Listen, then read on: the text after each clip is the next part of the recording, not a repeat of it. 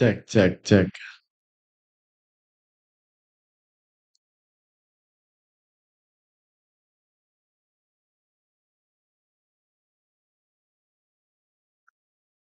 Cek, cek, cek. Satu, dua, cek, satu, dua.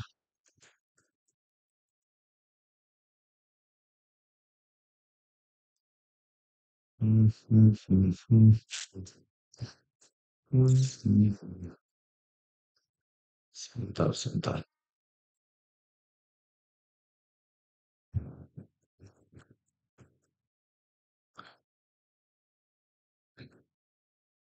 Cek, cek, cek. Audio, cek audio.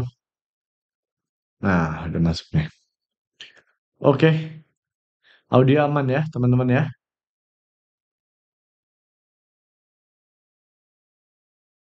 Oke. Assalamualaikum warahmatullahi wabarakatuh. Selamat malam, teman-teman semua. Cek satu, dua, cek satu, dua.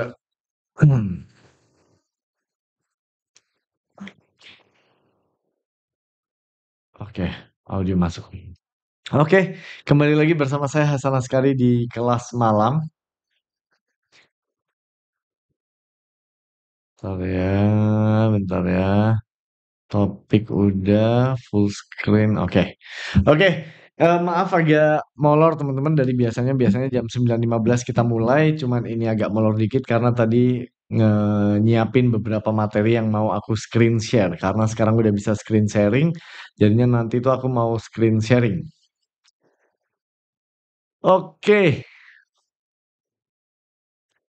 terima kasih Cucu Del Carnegie sudah mendoakan saya dan keluarga. Amin, amin, amin, amin. Oke, Adri, hati-hati di jalan. Halo Clarence, selamat datang kembali. Halo, halo, halo. Oke, kita mulai aja langsung ya. Tentu saja episode kali ini aku pikirin materinya tuh baru per habis maghrib tadi, jam 7 lah. Jam 7 tuh aku baru nemu ting, ini baru penting untuk dibahas. Ini kayaknya interesting untuk dibahas. Karena kok kayaknya ada beberapa dari kamu yang nggak ngerti gitu. Gimana caranya otak kita tuh berpikir atau memproses pemikiran kita dan sebagainya. Supaya pemahaman soal cara berpikir, berpikir logis, berpikir kritis kita semakin mantap. Intinya gitu. Kita sharing soal ini, what shapes our minds. Apa sih yang sebenarnya membentuk, membangun, menyusun, mengarahkan, mengubah, mengalter, memanipulasi pikiran kita, ya. Dan bagaimana otak kita memikirkan sesuatu tuh dari mana? Itu yang mau aku bahas. Gini teman-teman, ini ada komentar di kontenku yang terakhir soal eh yang cewek cantik tapi blow on itulah ya. Ada yang komentar gini, this is a good take sebenarnya. Ini komentarnya menarik dan ini fair gitu loh. Komentar ini fair. Tapi dari beberapa komentar yang akan aku sampaikan ini akan aku delivery ke kamu kenapa aku bikin kelas malam ini dan kenapa kelas malam ini penting untuk ngebantu kita supaya lebih tahu lagi gimana cara otak kita itu bekerja. Oke? So, ini komennya dari Curious Cat. Dan sekali lagi ya, ini sebenarnya good komentar ini. Dia bilang gini, saya sih menganut paham live and let live. Hidup dan biarkan orang lain hidup, intinya gitu. Kalau emang ada cowok yang suka cewek blow on, ya suka-suka mereka lah. Saya sendiri, I know I'm attractive and quite smart. Aku sendiri, aku tahu aku menarik dan cukup pintar. Tapi smart itu kan relatif juga ya. I don't know shit about mathematics, chemistry or physics, or deep politics. Aku nggak tahu apa-apa soal matematika, kimia, fisika, atau politik. Tapi itu bukan berarti ini tak terjemahin langsung aja ya, karena full English nih. Tapi itu bukan berarti aku cantik tapi bodoh. Walaupun aku nggak ngerti matematik, kimia, fisika, atau politik gitu ya. Tapi bukan berarti aku cantik tapi bodoh. Aku tahu banyak hal lain. Contohnya, gimana caranya membuat uang bertumbuh. Oke, like investment or something gitu ya. So yeah, Live and let live. So ya hidup dan biarkan orang lain hidup. Kalau kamu pingin orang lain pintar, go for it. Aku yakin kamu cukup pintar dan orang-orang perempuan pintar akan mempertimbangkan kamu, akan suka sama kamu gitu loh. Kalau kamu cukup pintar, cewek-cewek cantik itu nanti akan mempertimbangkan kamu mau atau enggak sama kamu gitu maksudnya. Meanwhile, biarkan your fellow brothers do whatever they like. Biarkan saudara-saudara laki-lakimu yang lain, maksudnya teman-teman cowok-cowok yang lain, biarkan melakukan apa yang mereka suka. Walaupun menyukai, dalam tanda kutip ya, cewek cantik tapi blow on, biarinlah, it's their life, not yours, gitu. Di endingnya tuh gitu. Ini hidup mereka, itu hidup mereka bukan hidupmu. Jadi, ya terserah lu gitu loh. Lu yang hidup, udah terserah lu yang bikin lu seneng dah gitu. Terus tak balas gini, "Halo, thank you opininya. This is good take though." Aku bilang ini pengambilan sikap yang bagus sebenarnya. Aku bahas komentar ini di live kelas malam 58 if you are interested to hear more. Have a good day. Oke, itu yang pertama ya. Jadi ada pemikiran bahwa nggak perlu ngurusin orang lain, teman-teman. Biarkan apa ya istilah bahasa Indonesia itu? Oh, bukan Indonesia, bahasa Inggris juga. Let people enjoy their life. Biarkan orang lain enjoy kehidupan mereka. Kalau mereka suka nge-game, kalau mereka suka gini, kalau mereka suka nonton bokep, kalau mereka suka ini, biarin gitu loh. Oke ya, itu pemikirannya. This is a good take dan aku jelasin kenapa ini sikap yang bagus. Karena dengan bersikap seperti itu kamu terbebas dari apa ya, dalam tanda kutip ya, kamu terbebas dari memikirkan urusan orang lain sedangkan kamu punya urusanmu sendiri. Jadi ini pemikiran, ini sikap yang bisa ngebuat kamu lebih efektif dan efisien dalam mengelola waktumu, dalam mengelola prioritasmu. Biarin dah bodo amat orang lain mau ada yang tersesat lah apa, mau orang lain ada yang lebih maju. Udah biarin mereka gitu. Dan ini sebenarnya cukup ideal dan cukup fair. Oke? Itu yang pertama. Nanti aku bahasnya ya. Lalu berikutnya ada komen lain. Di Instagram. Kok belum aku screenshot ya? Oh, udah. Di Instagram nih. Di Instagram, klipku kan aku posting. Itu yang komen banyak banget tuh. Nah, ada yang komen gini.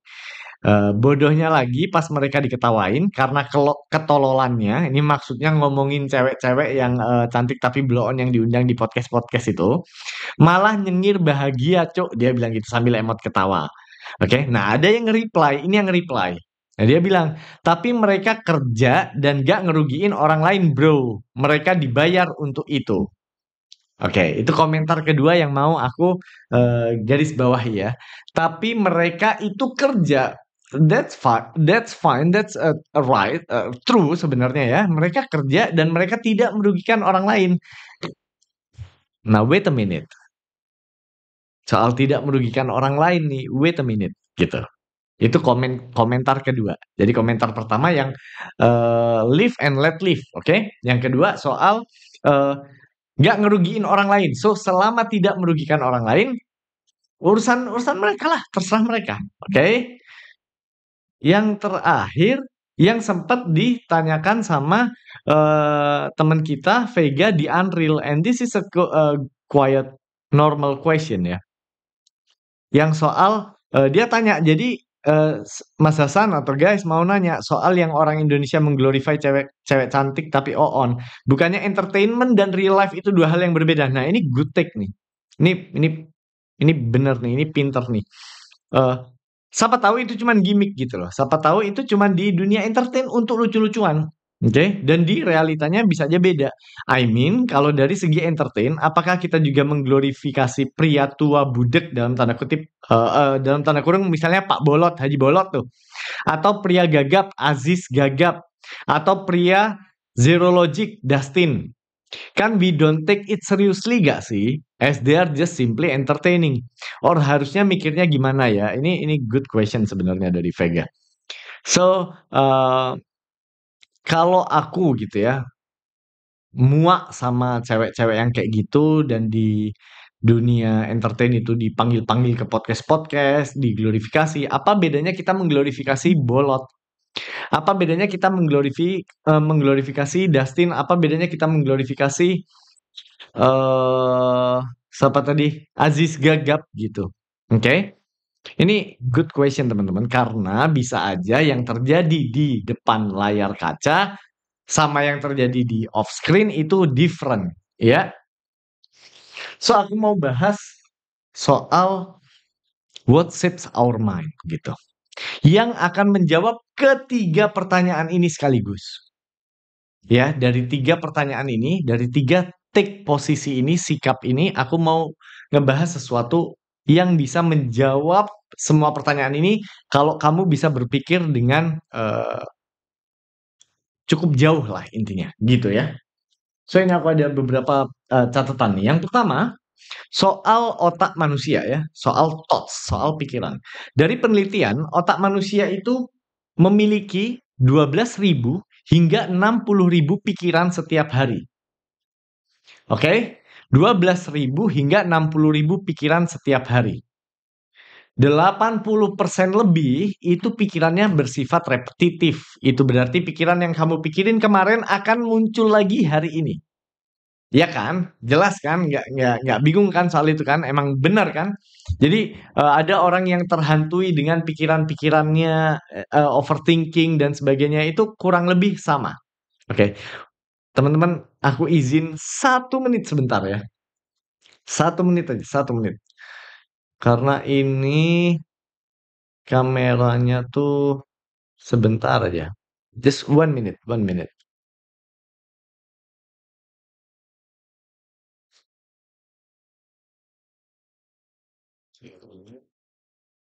Sources.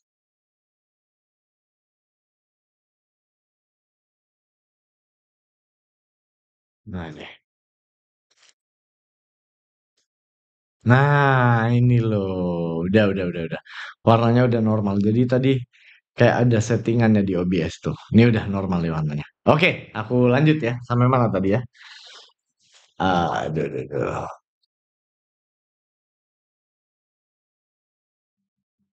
Oke, sampai mana tadi teman-teman aku bahasnya ya? Itu ya, bahwa oh pikiran ya, repetitive thoughts. Nah, sekarang aku mau ngasih tahu ke kamu bahwa di otak kita ada bagian-bagian gitu ya, dan ada bagian ini itu bertanggung jawab soal memori, ada bagian neocortex yang mostly bertanggung jawab soal decision making, processing logical reasoning kita lah. Terus ada di bagian amigdala itu berurusan sama perasaan, memori dan sebagainya. Sama ada yang bagian otak yang berhubungan sama persepsi. Persepsi. Oke? So, di otak kita itu ada banyak fungsi eksekutif dan ada yang bagian persepsi. Oke, so persepsi ini teman-teman adalah sudut pandang. Aku mau ngasih tahu kamu sebuah persepsi dan how perception works supaya kamu mudeng gitu ya. Persepsi teman-teman, sudut pandang itu bisa ngebuat kamu melihat sesuatu, melihat sebuah fenomena antara bikin kamu merasa bersyukur dan bahagia dan merasa cukup dan merasa puas atau fenomena yang sama kamu lihat dengan persepsi yang berbeda bisa bikin kamu merasa insecure, bisa bikin kamu ngerasa nggak pede, terus merasa apa ya nggak kompeten, merasa kamu nih payah, merasa jijik dengan dirimu sendiri. Satu fenomena yang sama. Nah, fenomena ini aku mau sebutin salah satu proses klienku yang tadi malam apa kemarin ya? Kemarin. Kemarin malam dia konseling ke aku dan dia member juga tapi nggak terlalu aktif diskusi ya. Tapi ceritanya ini bagus banget. Jadi salah satu klienku ini sebut aja Dani namanya ya. Si Dani ini bekerja di Jakarta, teman-teman. Usia 35 tahun. Dia punya gaji itu sekitar 30 jutaan. Oke. Sudah punya rumah, beli cash. Cash loh ya, tinggal di Bekasi, beli cash. Punya mobil, beli cash, bukan dibeliin orang tuanya dan bukan nyicil. So this guy benar-benar bekerja keras di hidupnya tuh, nabung sebisa mungkin untuk beli cash dan beli rumah atau mobil secara cash. Itu keuntungan finansialnya sangat amat besar. Tapi nggak semua orang mampu. Orang-orang yang gaji UMR nggak memungkinkan beli kendaraan secara cash, oke? Nah, kalau gajinya cukup tinggi, maka kamu nabungnya bisa banyak dan suatu saat kamu bisa beli rumah secara cash, beli mobil secara cash. Dan itu harga rumah teman-teman kalau misalnya di Bekasi let's say 1,5 M untuk rumah tipe 36 atau 1,8 M. Kalau misal kamu beli cash dengan dibanding kamu KPR, itu bedanya bisa sampai 1 miliar sendiri. Paham ya? Let's say rumah 1,5 atau 1,8. Kalau kamu KPR 10 tahun, 15 tahun, 20 tahun, itu harga yang kamu bayarkan beserta bunganya itu bisa sampai 2,5 M atau 2,8 M. Tergantung banknya, tergantung harganya, oke. Tapi kalau beli cash, kamu benar-benar beli harga rumahnya, ya. Dan si cowok ini berhasil secara finansial memanage keuangannya serapi itu. Dan dia sudah menikah, dia juga punya anak. Pernikahannya happy. Oke, now tuh di sini aja udah ngomong respect, udah bilang anjir respect bro. Aku bilang ke dia, bro, tak kasih tahu ke dia, eh, punya rumah, punya mobil, kamu punya keluarga bahagia, tinggal di Jakarta, itu gila loh bro. Terutama soal rumah. Karena nanti itu aku mau bahas juga tuh di Dark Side tuh soal rumah, tapi episode-episode keberapa gitu. Anyway, it's amazing right? Dengan gaji 30 jutaan. Only satu-satunya hal yang membuat dia tidak merasa tenang adalah karena dia ini bukan karyawan permanen. Dia masih pakai pihak ketiga. Jadi dia bekerja di bidang yang cukup teknis, bisa dibilang sangat teknikal karena di industri perminyakan, sangat teknis, tapi dia bukan karyawan permanen perusahaannya. Dia masih pakai pihak ketiga. Oke? Jadi ada perasaan nggak aman, gimana kalau suatu saat aku nggak diperpanjang kontraknya dan sebagainya. Fair enough, oke? The problem is, teman-temannya dia bilang, angkatannya di kuliah dulu, teman-teman seangkatan di kuliah dulu, yang bekerja di perusahaan yang sama, itu most of them sudah menjadi karyawan permanen. Dan karena karyawan permanen, otomatis gaji yang dimiliki lebih tinggi. But, di awal konseling, intinya permasalahannya adalah dia sangat kurang rasa percaya diri, dia merasa dia itu tidak good enough.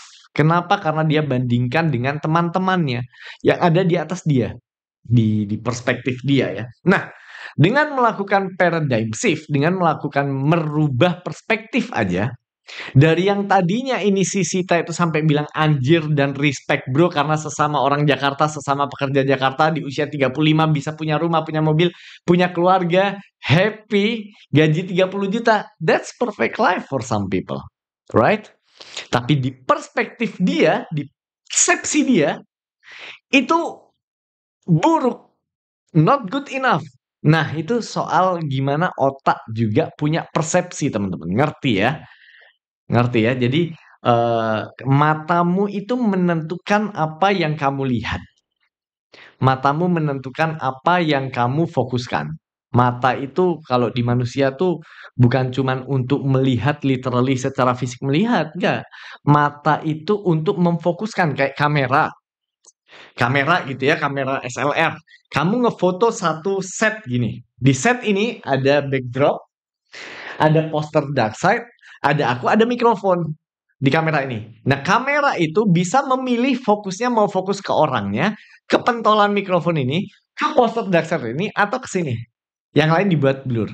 Nah, mata manusia teman-teman itu sama persis seperti kamera.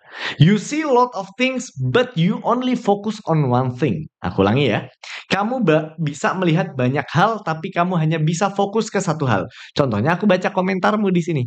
Padahal yang masuk di kepalaku itu ada banyak nih. Nih, jangkauan mataku tuh segini loh. Sret. Tapi yang aku fokusin cuman ini. Tapi aku tetap bisa melihat sedikit nih. Walaupun ngeblur ya.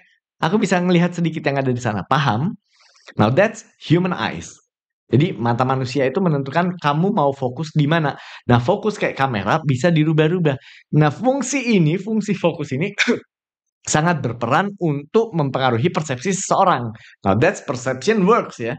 Makanya di counseling teman-teman nggak semuanya permasalahan itu di-solve dengan men-solve problem itu sendiri. Bisa jadi seseorang punya masalah karena dia melihat atau dia memfokuskan pada hal yang membuat dia merasa ini adalah masalah. So sometimes hanya dengan merubah persepsi itu orang bisa kayak dapat momen mind blown gitu. Damn, kenapa nggak kepikiran? Gitu, oke? Nah ini menariknya soal what shapes our mind. Ini menariknya di akhir counseling itu aku bilang ke dia, kamu tahu nggak bro? Aku dulu pernah ada di posisimu. Dan tahu nggak kenapa? Aku bilang ke dia, yang membuat kamu seperti itu adalah kota Jakarta. Now the city, kotanya yang membuat kamu kayak gitu. Aku mau tanya ke kamu teman-teman, kenapa kok aku bilang kotanya yang membuat kamu merasakan demikian? Kalau kamu bisa jawab, berarti udah cerdas lah kalian lah.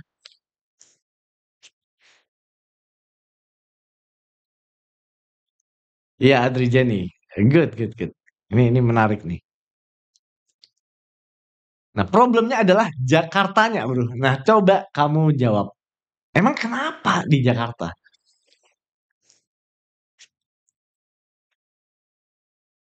Coba kamu pikir baik-baik. What's wrong with Jakarta, bro?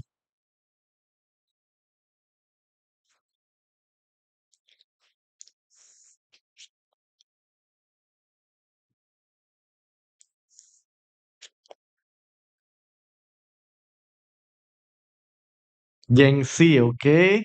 Karena standarnya dia, ya dibandingin dengan temennya yang kerja di Jakarta, oke? Kok sama kayak pertanyaanku kebanggasan waktu itu? Ya, sebentar, sorry.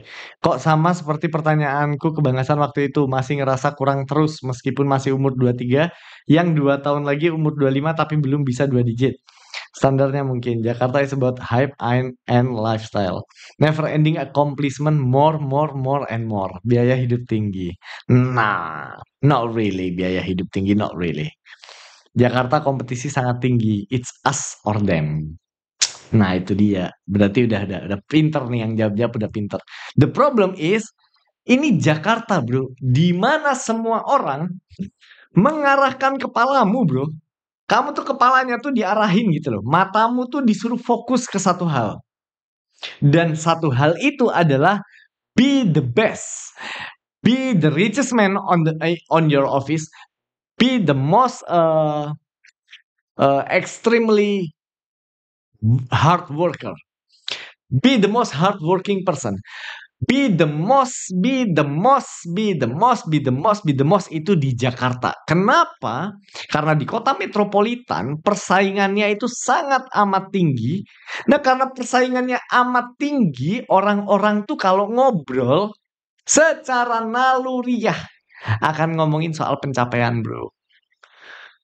Kamu akan jarang ngomongin betapa bahagianya kehidupan pernikahanmu sama teman-temanmu. Yang diomongin kerjaan, kerjaan, kerjaan, kerjaan, kerjaan. Kamu tahu nggak? Aku kalau ngumpul sama teman-teman terdekatku, satu hal yang paling jarang kita bahas itu apa? Pekerjaan. Anjir asiknya ngomongin kerjaan dengan teman-teman terdekat. Ada banyak yang bisa kamu bahas selain kerjaan. Tapi yang dibahas kerjaan. Kerjaan di Jakarta. What's your business? Apa nih produkmu? Kamu jual apa jasamu? Apa kamu bisa apa? Oh kamu bisa gini. Oh kamu nanti tak kenalin ke sini. Oh kamu tahu nggak kalau di perusahaan ini tuh gini gini gini gini. All the time. All the fucking time. And that's piss me off, you know? Karena klienku si Dani ini yang harusnya bisa hidup happy, faktanya istrinya sangat mencintai dia dan takut kehilangan dia, dia pingin suaminya ini selalu ada, tidak membuat dia bahagia. Kenapa? Karena kepalanya tuh disetir. Paham teman-teman? Kepalanya tuh diarahin, disuruh fokus ke satu hal ini. Why? Because that's how you get easier to be exploited.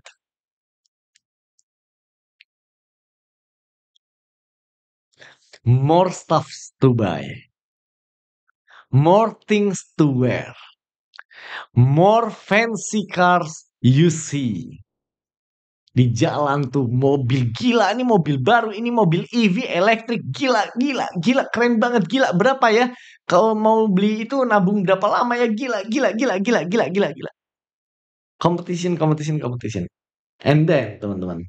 So, persepsimu itu ditentukan oleh apa yang kamu fokuskan, ya.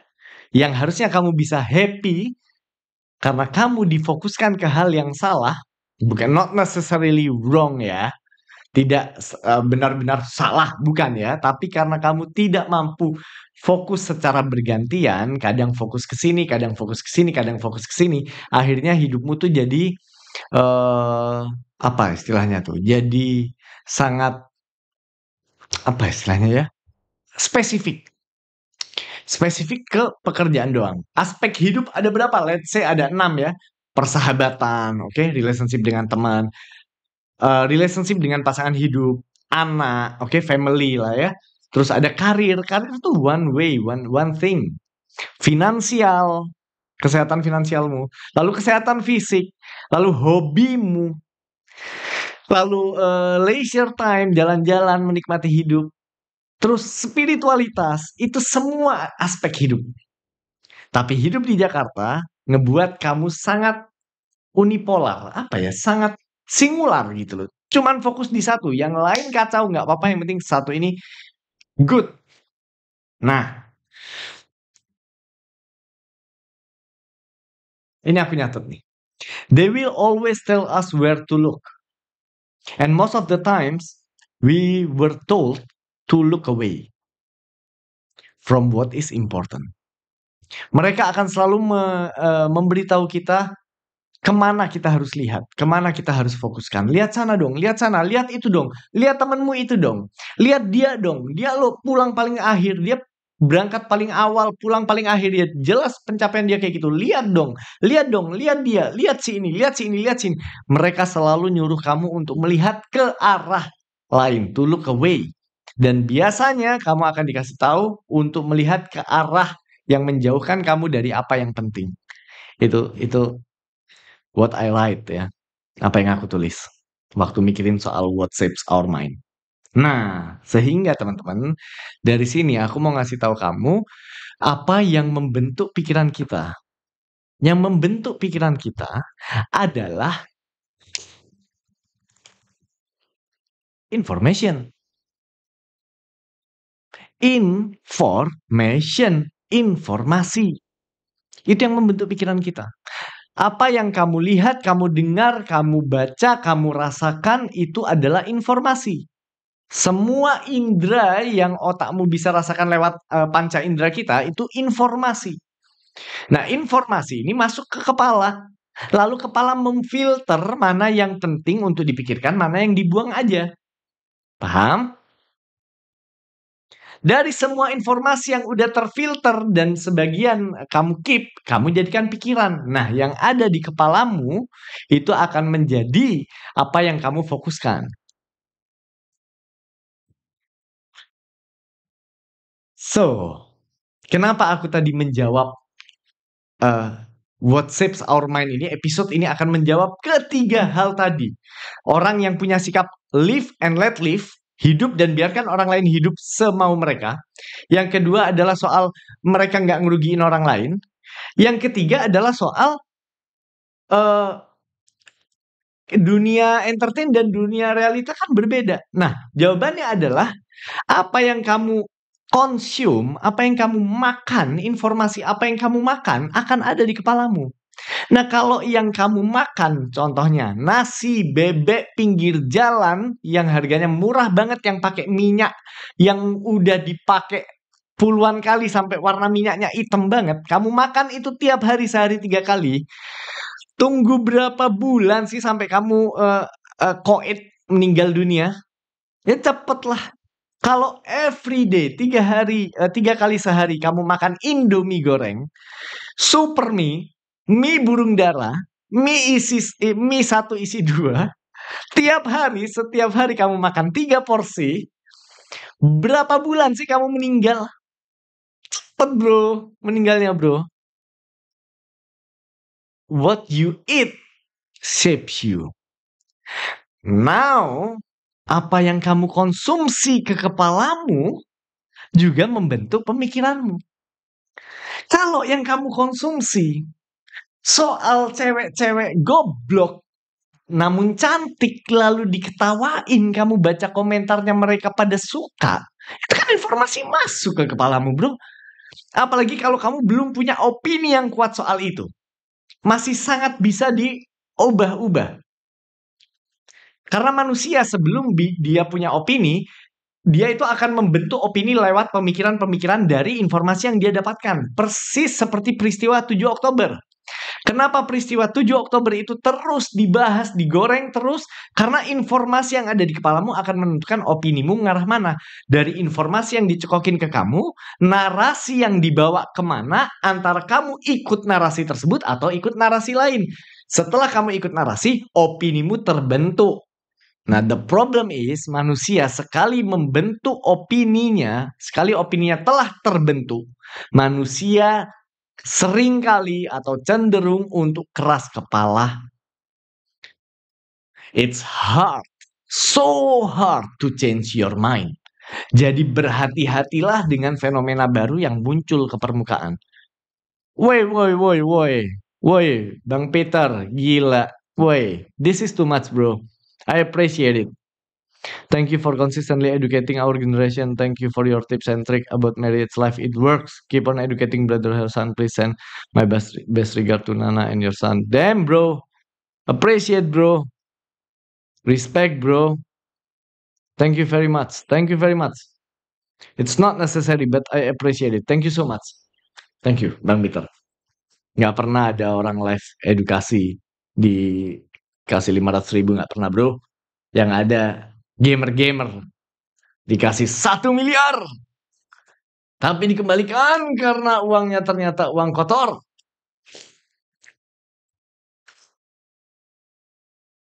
Respect, bro. Anyway, aku lanjut ya. And I'm happy for you, Peter, if your marriage get better. Respect. Oke ya. Sampai mana tadi?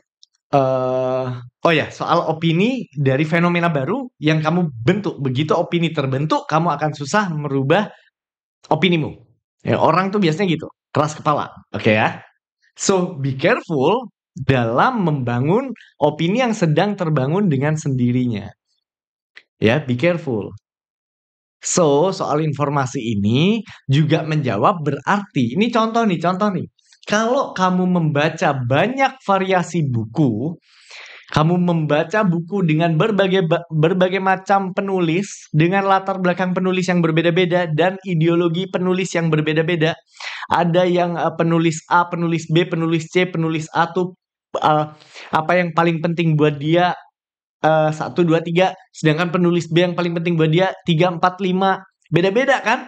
Kamu terekspos dengan berbagai macam informasi, kamu baru tuh bisa menggunakan otakmu untuk berpikir mana ya yang paling ideal untuk aku. Mana ya yang paling benar untuk aku. Mana yang menurutku ini paling baik dan paling benar untuk aku. Oke? Now, the problem is kalau misal nih, kamu pasrah sama external world, sama dunia eksternal, untuk membangun, menata, menyusun informasi di kepalamu, kamu pasrah, kamu konsum aja informasi dari berita. Kamu tidak berpikir kritis, kamu nggak mempertanyakan kenapa berita itu muncul di kanal berita tersebut. Siapa yang diuntungkan? Berita ini miliknya siapa?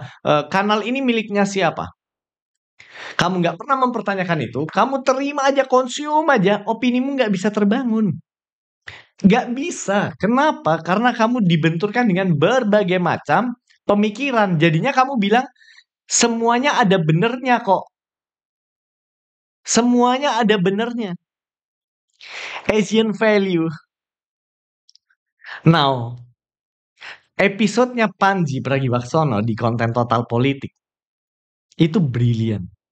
Itu nampar masyarakat untuk tahu bahwa ternyata ada orang yang berani memegang idealisme dan ada orang lain yang tidak punya idealisme karena dia sedang berusaha memenuhi survivalnya mereka. Oke? Kalau kalian nggak ngerti, kalian nanti tonton ya Panji Pragiwaksono di Total Politik. Asian value, bro. Gua mah Asian value gua. Itu. Jadi meme di mana-mana tuh. Kalau korupsi tapi semua happy gimana? Nah, you will see. Bagaimana kalau kamu tidak memiliki opini, kalau kamu main di tengah, main aman terus, kamu nggak tahu bahwa kamu sudah disesatkan oleh orang-orang yang punya kepentingan. Nah, dunia entertain kayaknya kan tujuannya satu, yaitu menghibur orang, ya kan? Masa sih dunia entertain ada kepentingan lain selain membuat orang ketawa? Jawabannya sangat ada. Sangat amat ada. Let's say stand up comedy. Stand up comedy itu kalau di Amerika itu selalu ngomongin soal isu-isu yang ada di masyarakat. Oke?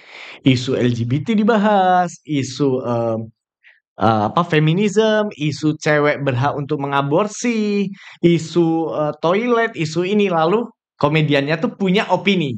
This is my opinion. Menurutku, tapi dilucuin. Tapi dia punya sikap. Oke?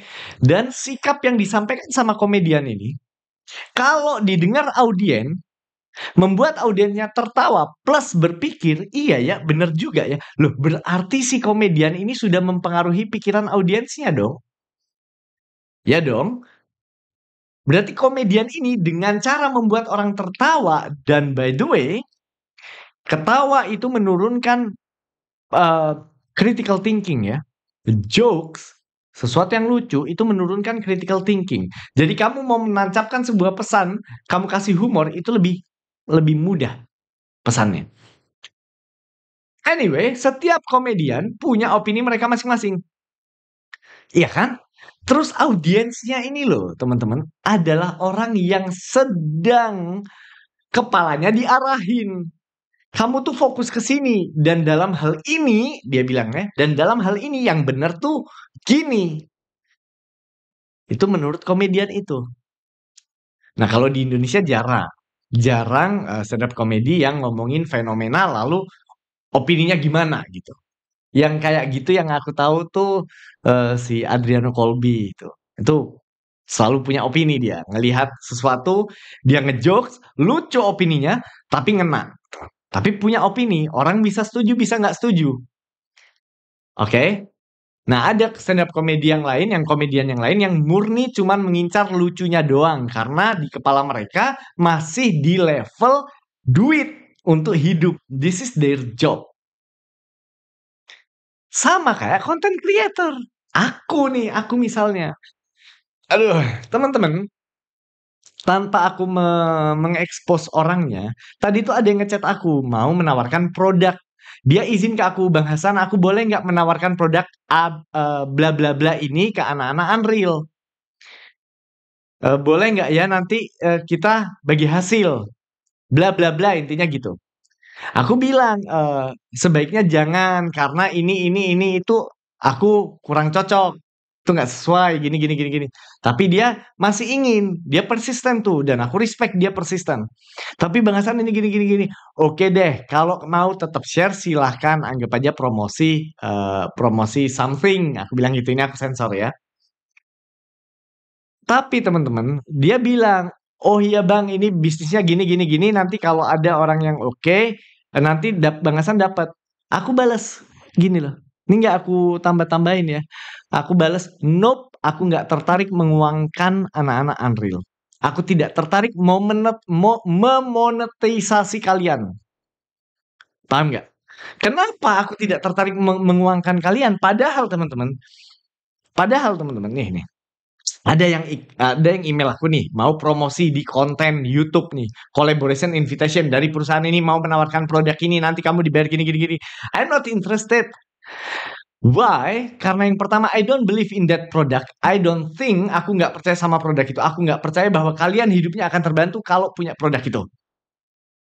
Nggak, bukan MLM. Nggak, bukan MLM.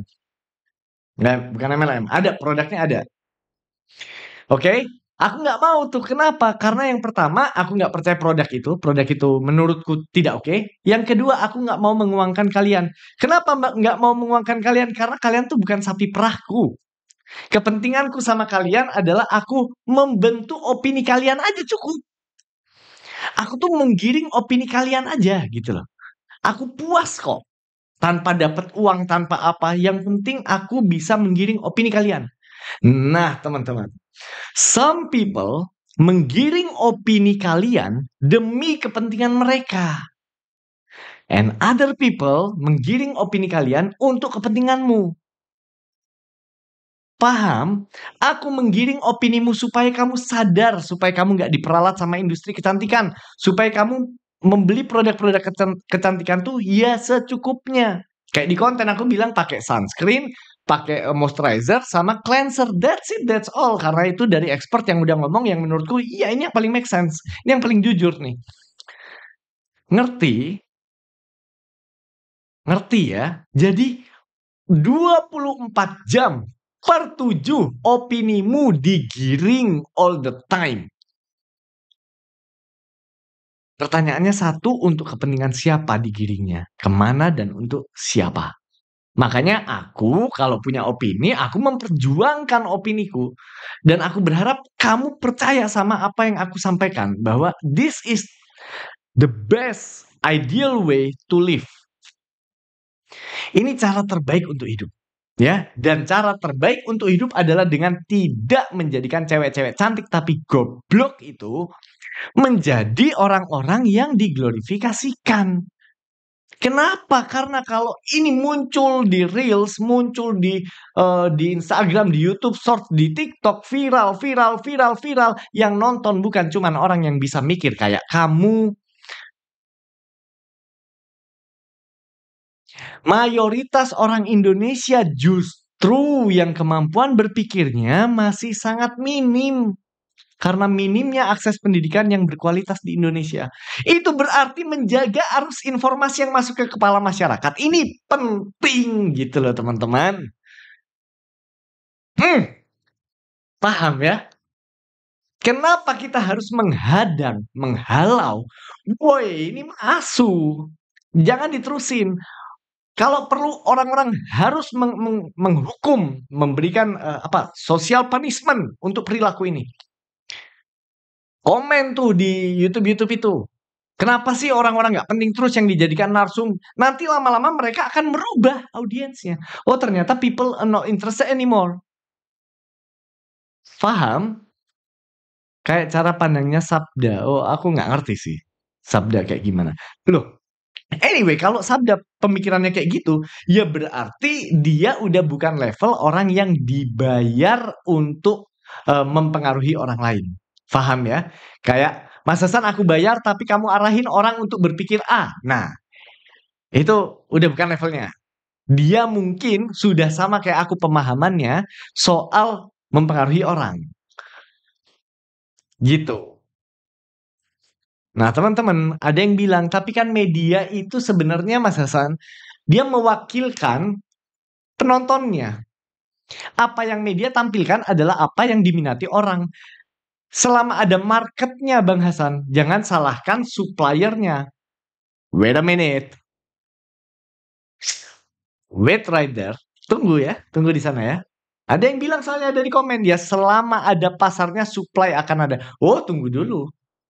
Tunggu dulu. Contoh nih, contoh. Saat Eropa, British apa ya?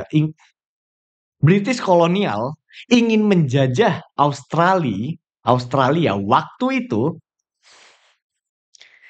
senjatanya Inggris tuh apa sih?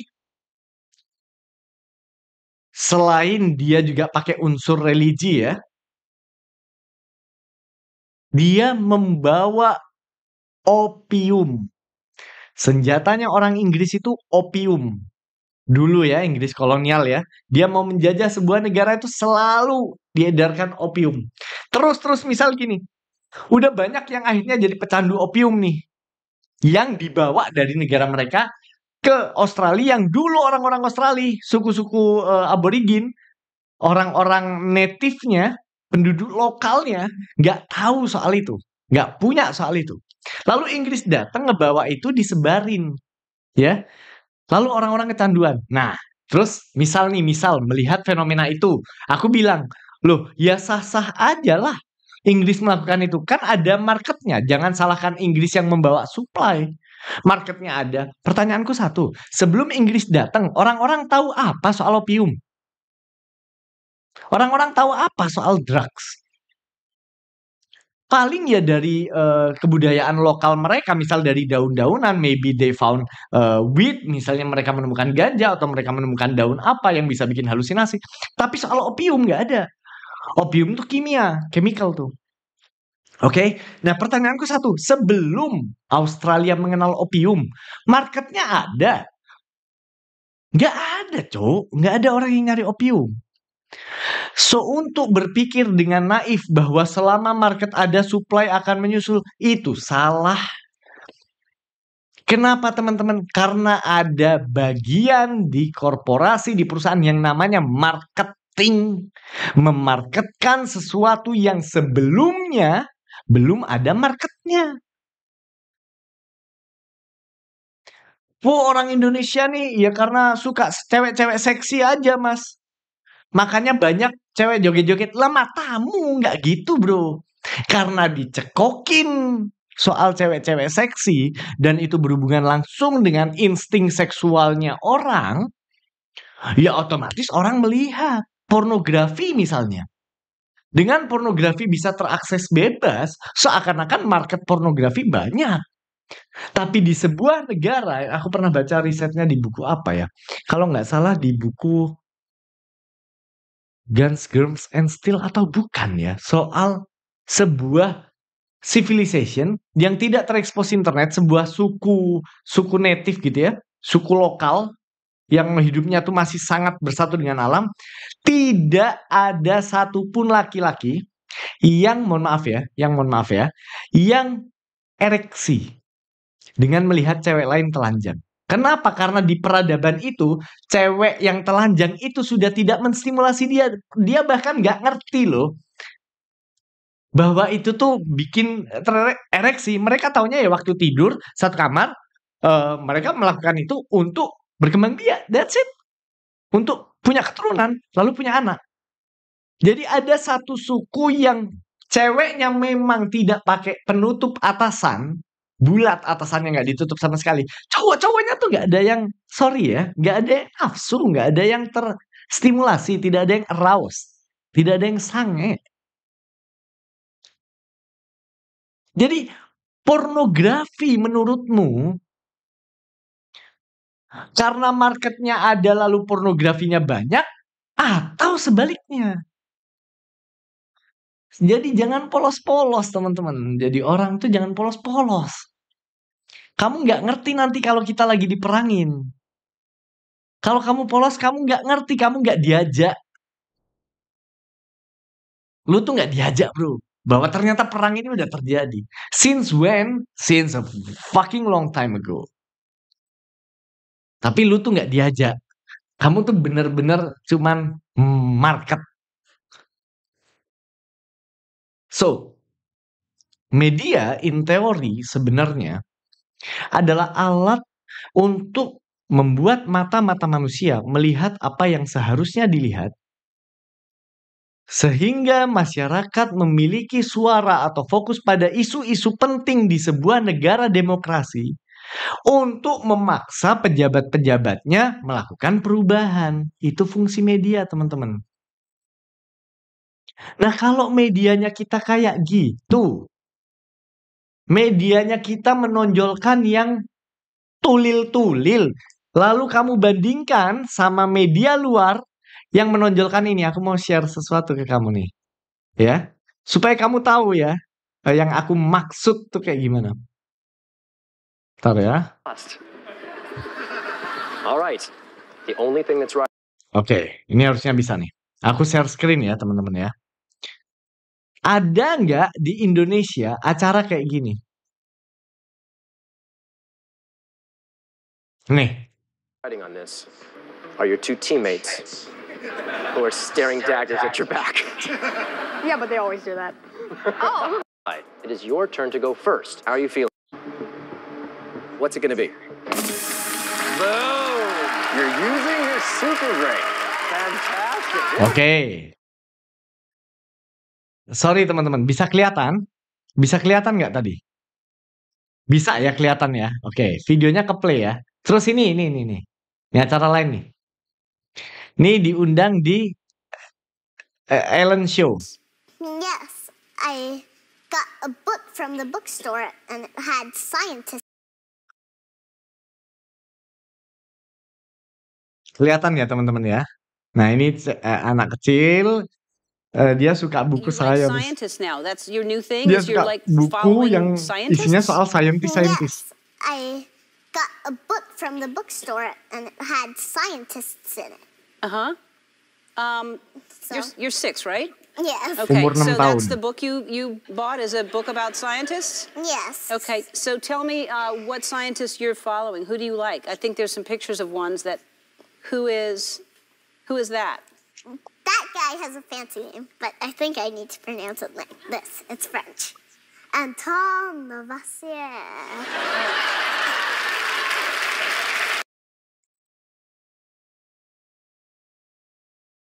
Or this.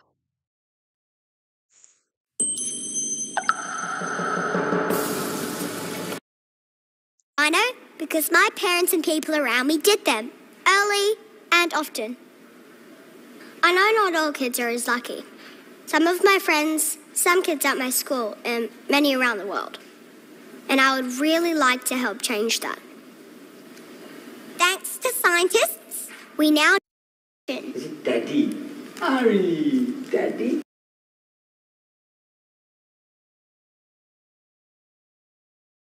Oke, sudah ya.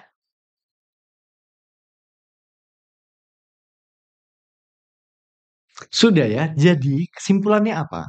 Kalau yang ditonton anak-anak kecil itu acara-acara TV yang mengglorifikasi kecerdasan, kepintaran, kejeniusan, maka anak-anak kecil matanya difokuskan untuk menjadi lebih pintar. Paham? Di Indonesia yang ditonton anak kecil apa teman-teman? K-pop.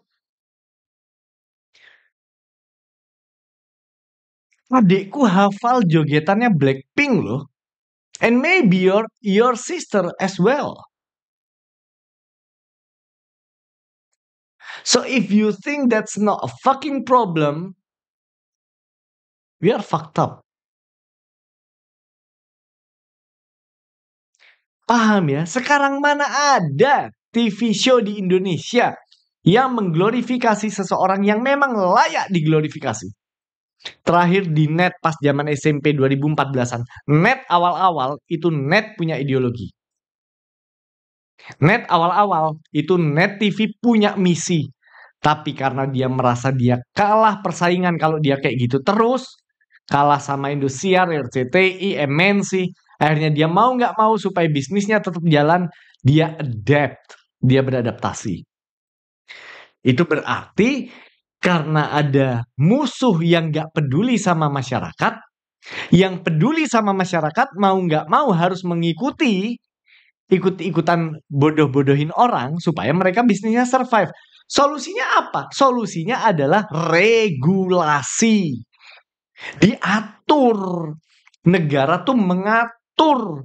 Semua televisi swasta harus memiliki program edukasi di televisi yang ditargetkan untuk anak-anak. Setiap jam sekian sampai jam sekian semua acara TV harus edukasi. Regulasi. Negara tuh bisa mengatur. Kominfo harusnya bisa mengatur soal itu. Paham ya teman-teman ya?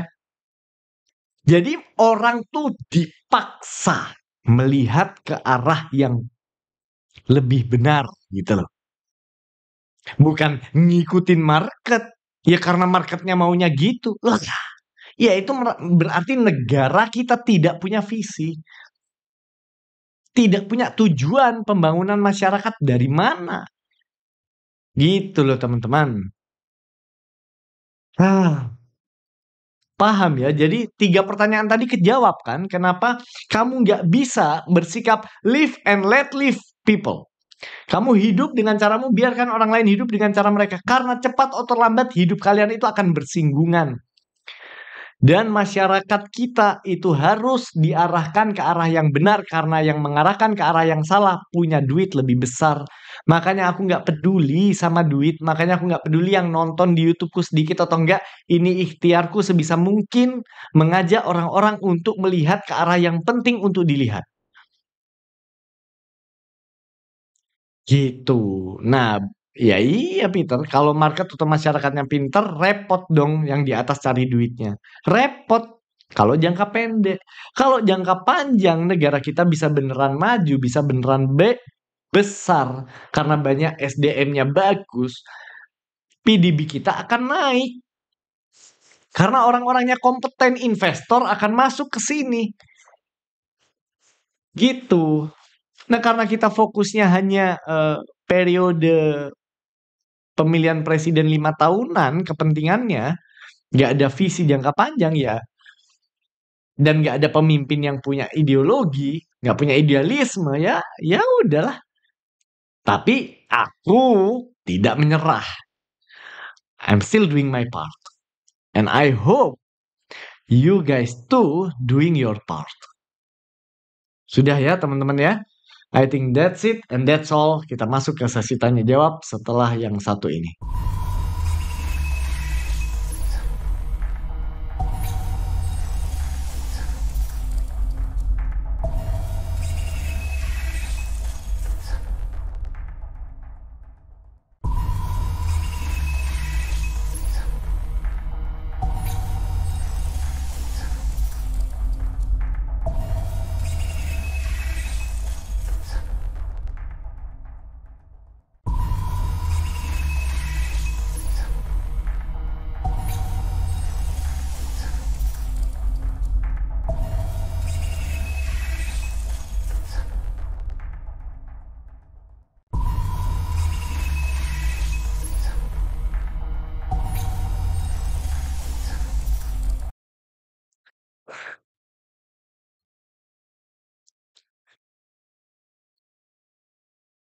Oh my God.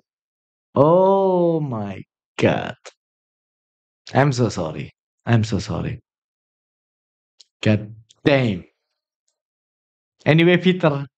Aku jawab ya, Peter. Aduh, panjang banget tadi. Aku nggak bisa menjual idealismeku, Peter.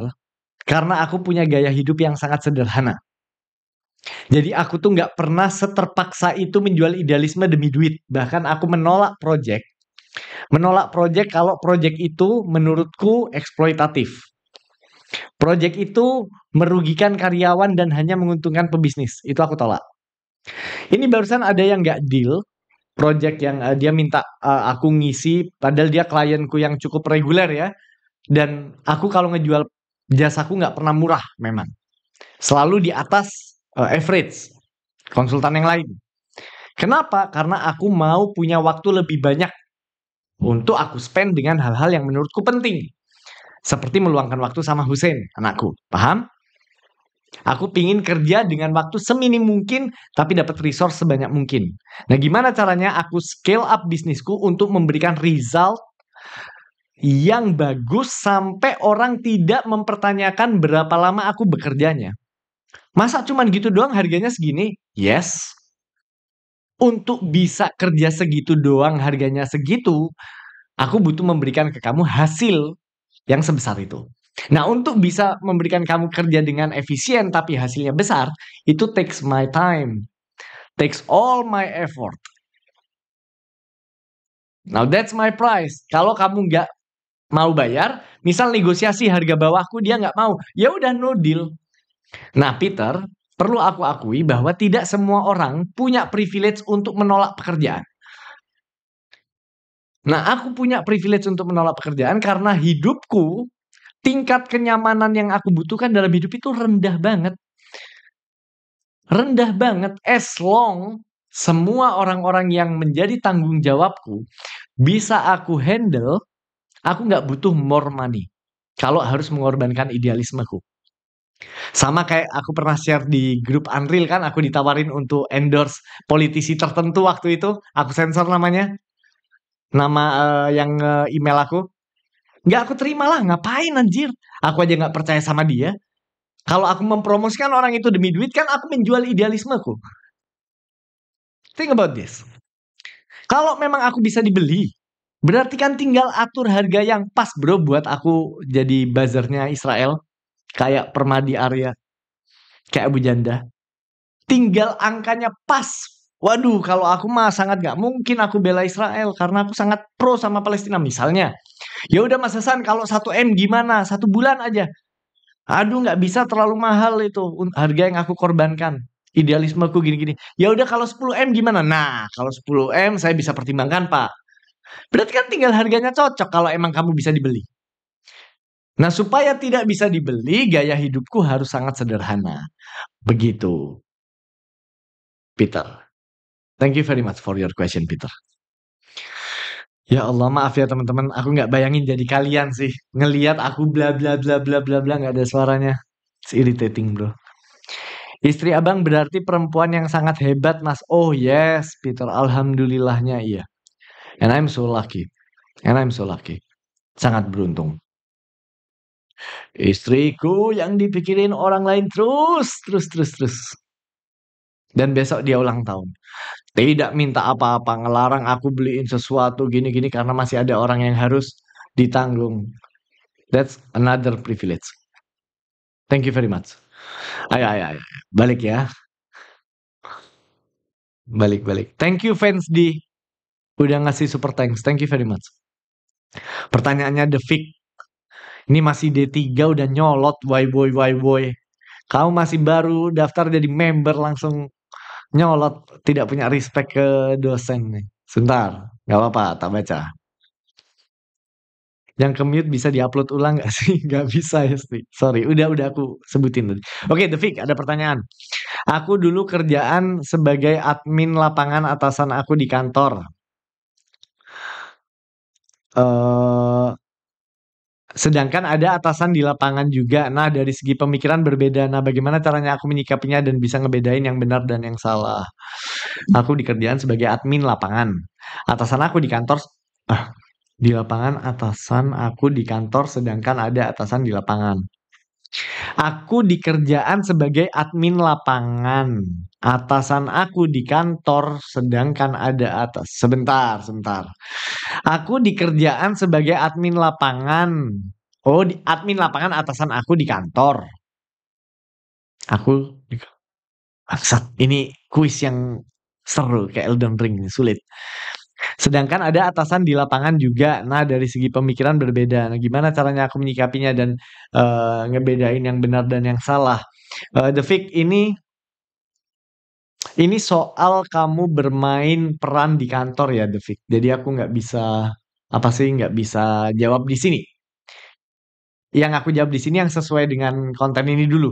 Tapi karena kamu udah member, kamu tonton konten soal ini, mungkin kamu join ke grup dulu nanti tanyain. Yang soal berkarir dan berhubungan sama atasan. Atau apa sih, ya ampun, itu soal apa ya? Ada kok aku kemarin bahas konten ini. Soal gimana cara membaca karakter orang kalau nggak salah. Gimana cara membaca karakter orang kalau nggak salah. Oke ya, The Fik ya. Sorry ya. Sorry. Sebentar. Itu pasti kalian ada yang telepon aku tapi nggak connect ya. Karena aku airplane HP di rumah. Anyway. Pertanyaan lain lagi mana? Ini. Menurut Mas Hasan, perlukah Kementerian Penerangan era Orde Lama dihidupkan kembali? Ngapain anjir? Udah bener itu dimatiin sama Gus Dur tuh. Mas Hasan izin bertanya, Tomba Hopkins. Semisal saya berhenti berlangganan untuk saat ini, apakah saya juga harus keluar dari grup WA? Nggak perlu. Tidak perlu, karena kalau kamu keluar karena terpaksa, karena mepet secara finansial, kamu tuh butuh ilmu lebih banyak untuk meningkatkan kapasitas kamu, supaya duitmu lebih besar. Kalau kamu nggak bisa mengakses ilmu, ya kamu nggak akan menambah kapasitas untuk mencari uang. Gimana ceritanya bisa dapat uang lebih banyak untuk join membership? Jadi nggak perlu, oke ya? Ini udah aku jelasin dulu. Makanya di grup tuh membernya banyak banget, 800. Karena nggak harus keluar.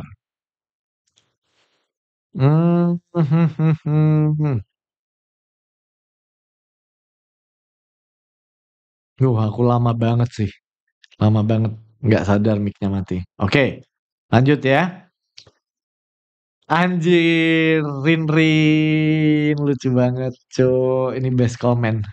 It's okay bang, namanya juga hidup. Kadang mic yang mati, kadang nurani dan idealisme yang mati. Naudzubillah. Lucu banget. Oke, lanjut ya. Mas, apakah kehidupan itu selalu harus ada dualisme? Lantas apa berarti gak semua orang bisa berhidup enak ya? Karena ada yang harus dikorbanin. Hidup enak tuh kayak gimana ya melawan kodrat? Hidup enak ini kayak gimana? Standar hidup enak kayak gimana? Karena ada kok cara hidup lain yang tidak harus membuat kamu butuh untuk punya mobil untuk merasa hidupmu nyaman. There is another way of life. Let me give you an example. Orang-orang Buddhis yang jadi monk, yang jadi biksu, itu mereka bisa mendapatkan hidup yang enak bagi mereka tanpa memiliki apapun. Dia melepaskan semua keterikatan, even rambut mereka lepas keterikatannya. There's a way of life though. Ya dong, paham kan? Ini tuh cuman salah satu cara hidup berkompetisi di Jakarta ini, just another way of life. Kamu nanti pergi ke sebuah negara yang sangat amat religius. Sangat amat religius. Di negara tersebut mobilnya sama semua kendaraannya. Sama semua mobil jadul semua. Mobil biasa semua. Nggak ada mobil modern masuk ke sana. Nggak ada mobil mahal masuk ke sana. Nggak ada orang iri. Nggak ada orang ngomongin mobil lu keren karena mereka tidak peduli soal itu. There's another way of life. Dan menurut mereka itu hidup enak. Paham nggak maksudku melawan kodrat?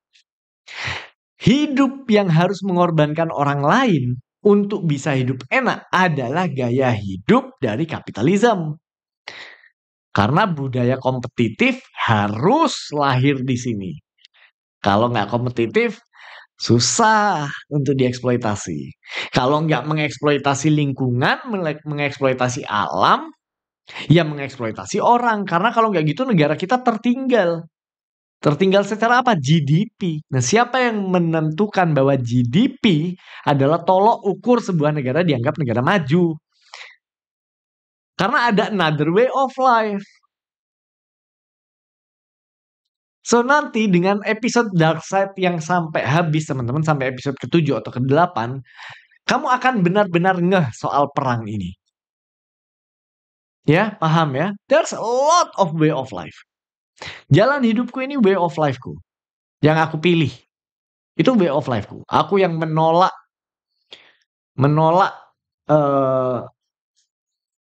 hidup pakai cara mereka ini idealismeku. Itu way of lifeku. Dan aku merasa idealisme ini harus aku perjuangkan supaya orang-orang berhenti dieksploitasi.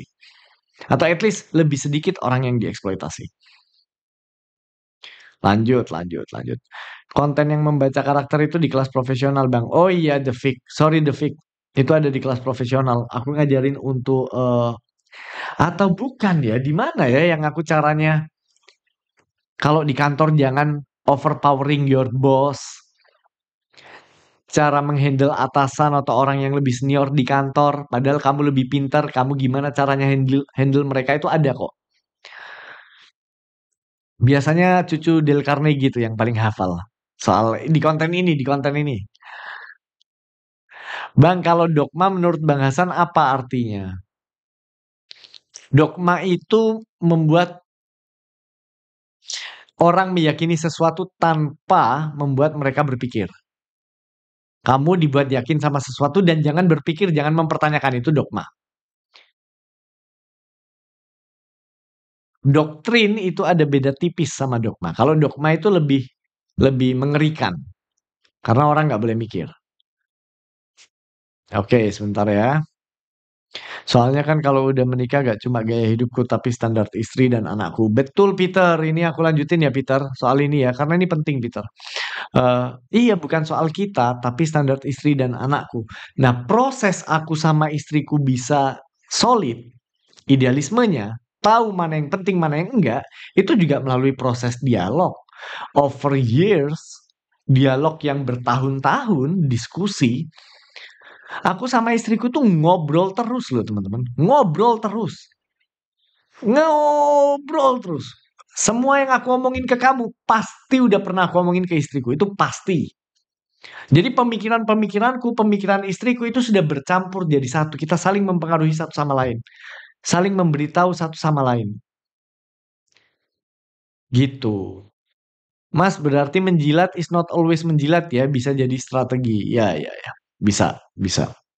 Di certain situation, menjilat itu perlu memang. Karena kalau kamu yang emang kompeten, kamu nggak menjilat, kamu akan kalah sama orang nggak kompeten tapi menjilat.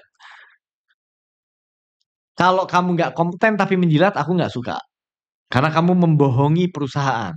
Demi nyenengin atasan, kamu merugikan perusahaan. Tapi kalau kamu kompeten dan situasi politik di kantor itu sangat politis, sangat penuh jilat-menjilat, mencari muka, maka kamu harus belajar soal itu. Kalau enggak, orang yang sampah nanti yang mengisi posisi yang bagus. Rugi kantornya. Sedangkan kantor ini tiap bulan punya beban untuk ngegaji karyawan-karyawannya termasuk kamu. Tapi kamu nggak peduli sama kantor diisi sama orang-orang yang nggak kompeten. Karena kamu biarkan mereka menjilat. Waduh, Peter lagi. Peter, nggak harus kamu kasih super thanks ya, Peter ya. Santai aja, Peter. Santai aja. Nggak harus. Satu lagi bang, ini bukan aku ya. Misal nih, mertua bilang, kakakmu barusan dibeliin mobil baru loh sama suaminya. Gimana cara saya gak merasa diremehkan? Oh, dang.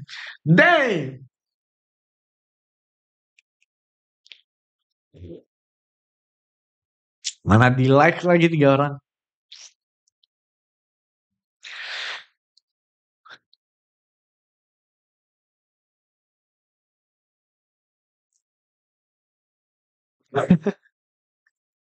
I don't know bro. Susah bro. Kakak ipar memang sukses. Susah bro, gimana ya bro? Itu sudah sudut pandang orang tuamu dan orang tuamu tuh udah bertahun-tahun punya pemikiran kayak gitu. Susah untuk kamu rubah. Jadi saranku tuh perkuat aja internal familymu, kamu dan istrimu. Kakakmu barusan dibeliin mobil baru loh sama suaminya. Gimana cara saya gak merasa diremehkan? Atau gini, Mah, apa sih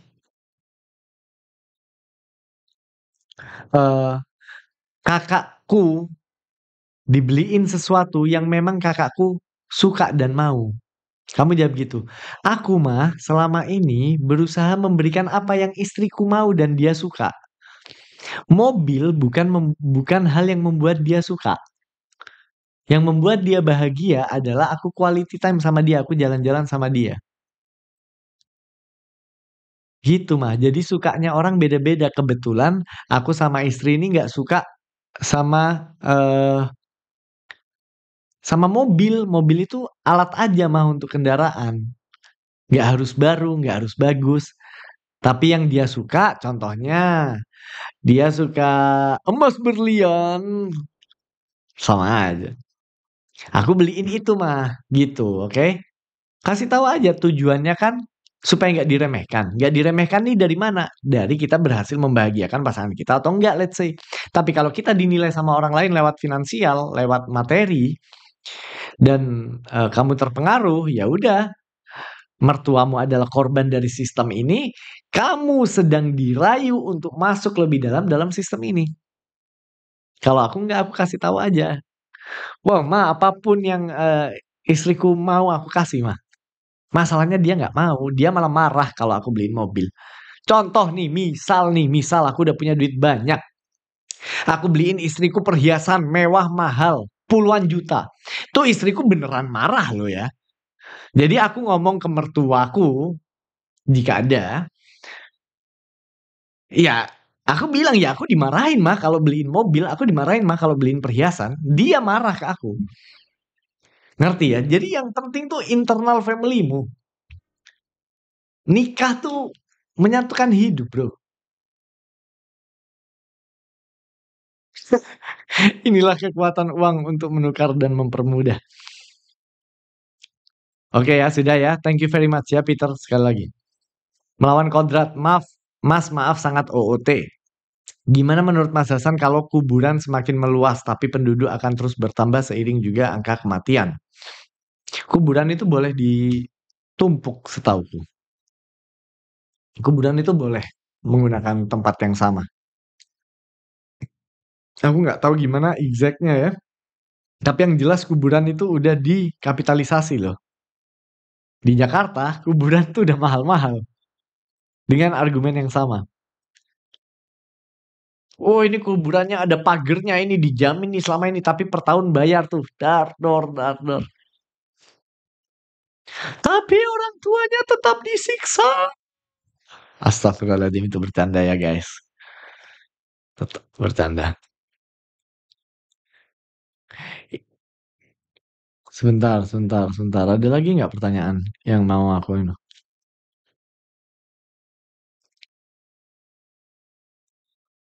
Oke, makasih Bang. Aku jadi tertampar dan ke-trigger buat belajar berkomunikasi lebih baik lagi. Saatnya nyari konten tentang The Fake Talent. Ini zamannya Dajjal.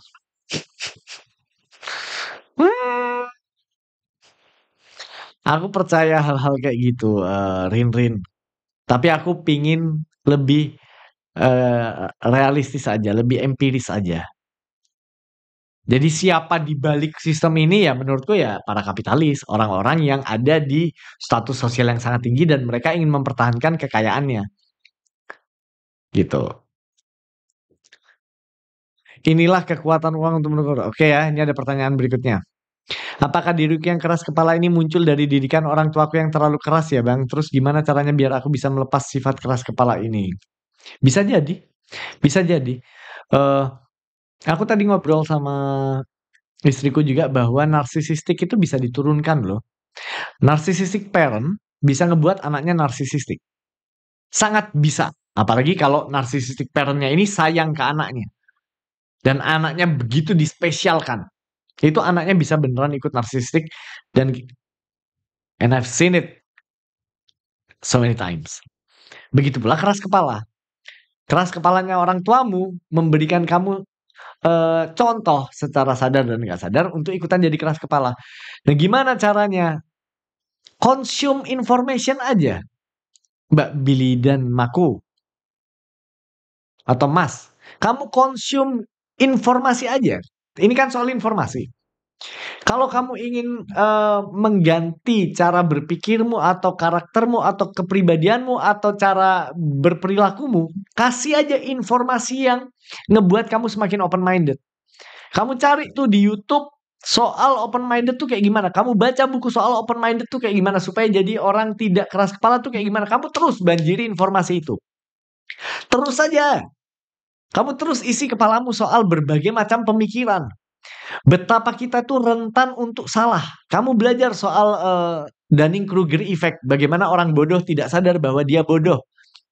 Kamu isi aja kepalamu. Kasih aja informasi. Otomatis berubah. Paham gak sih? Itu doang sebenarnya. Jadi cara merubah hidupmu gimana ya? Rubah aja informasi yang kamu konsumsi ke kepalamu.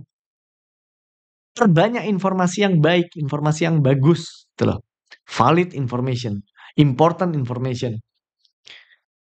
Tahu mana yang penting dan enggak itu kan bagian dari prinsip. Pas banget saya lagi stuck di habit 2. Gimana cara menemukan prinsip ya Bang? Saya gak bisa deny soal survivability bikin kehilangan idealism. Ini a difficult question sih Antonio. Kamu umur berapa Antonio Komang? Karena aku punya idealisme, punya keyakinan, punya pemikiran yang aku punya sekarang itu take years ya. Butuh waktu. Aku pun juga nggak bisa ngomong gini di awal-awal membership ada. Ini butuh episode ke-58 kelas malamnya, baru aku bisa ngomong soal ini. Kalau misalnya aku ngomongnya di awal-awal paling berhenti cuman sampai informasi membentuk pikiran kita, maka makanlah informasi yang bagus, bacalah buku dan sebagainya. Tapi karena aku tahu kamu udah ready, aku buat konten dark side. Aku tahu kamu udah ready, aku buat live ini dan sebagainya. Ngomongin idealisme. Karena kalau enggak, kamu akan ngetawain. Apa sih idealisme, idealis. Apaan bro, realistis aja. Oke, lanjut. Udah coba komunikasi kayak gitu bang ke keluargaku yang money oriented, salah juga bang. Akhirnya aku aja yang out dengan tetap bertanggung jawab sama ortu secara finansial sebisaku. Good, good Nurul. That's one way to live. Good, good, good. Kadang tuh yang repot tuh berbeda pendapat bukan sama pasangan hidup, tapi sama orang tua. Itu lebih susah soalnya. Apalagi kalau bedanya tuh berlawanan. Materialis versus non-materialis atau bahkan anti-materialis. Wow, repot. Tapi it's your life. Yang penting kamu tetap menghormati mereka dan sebagainya. Bang, soal idealisme saya baru berusaha legowo untuk lanjut proposal skripsi semester depan karena banyak yang harus dikerjain semester ini padahal saya gap year dan udah 26 tahun. Salah gak ya? Karena rasanya kok ganjil banget. Apa yang salah? Apa yang salah dari menyelesaikan skripsi di usia 26? Even kamu 30 tahun kamu selesaikan kuliahmu, I'm proud of you. Gak ada yang salah. Apalagi kamu terpaksa bekerja untuk mencari uang. Bro, itu keren banget, bro. Aku beruntung dulu dapat beasiswa. Lalu setelah beasiswa aku dicabut, ternyata abiku mau mati-matian kerja untuk bayarin kuliahku. Itu privilege, bro. Privilegeku. Gak semua orang punya itu. Dan untuk orang yang kerja sendiri untuk membiayai kuliahnya dan dia lulus, my utmost respect. Itu sangat amat respect. Ya. Jadi apa yang ganjel? Harus bangga kamu selesaiin tapi skripsinya. Karena sayang kalau udah skripsi gak selesai. Clarence, kalau masih keluarga emang perlu diedukasi. Tapi kalau buat orang lain mah ada prinsip bukan donatur dilarang atur. Yes, yes, yes, yes. Betul sih itu. Bukan donatur dilarang atur. Kalau kamu udah tidak tergantung sama mereka, kamu sudah tidak punya tanggung jawab moral untuk mengikuti apa yang mereka mau. Emang betul itu.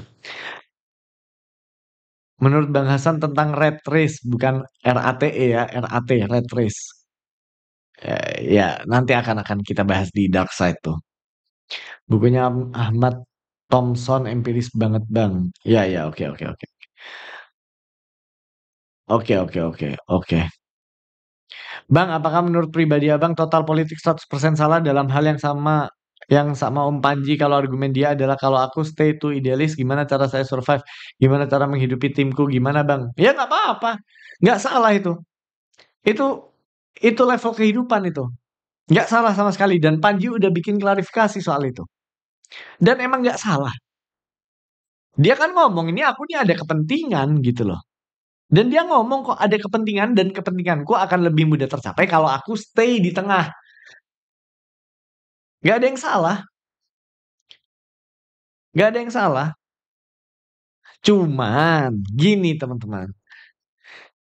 Hidup dengan punya idealisme itu berat loh.